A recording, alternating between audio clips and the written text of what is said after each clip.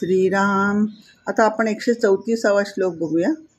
नसे गर्व अंगी सदा वीतरागी, क्षमा शांती भोगी दया दक्ष योगी। नसे लोभना क्षोभना दैन्यवाणा, यही लक्षणा जाणिजे योगी राणा। श्रीराम।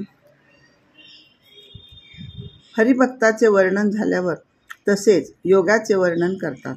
योगी ओळखायचा कसा, तर वीतराग म्हणजे आसक्तीचा पार गेलेला, निरहंकारी, मीपणा सुटलेला, त्याच्याजवळ माझे म्हणून काहीही उरतच नाही।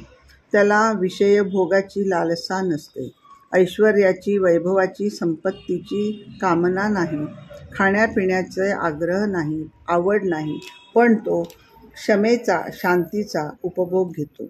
दुःख सुख समान मानतो, कोणत्याही परिस्थितीत शांत राहतो, सहनशील असतो, म्हणूनच क्षमाशीलही असतो। तो निरहंकारी असल्याने आपल्या सद्गुणांची त्यालाच जाणीव नसते।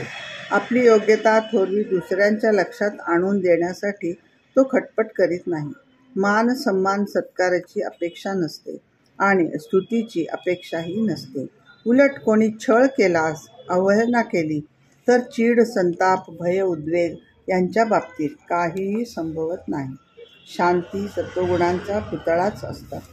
उलट त्रास देणाऱ्यांच्या बाबतीत दयाशीलच असतात आणि सहज त्यांना क्षमाही करून टाकतात। जय जय रघुवीर समर्थ।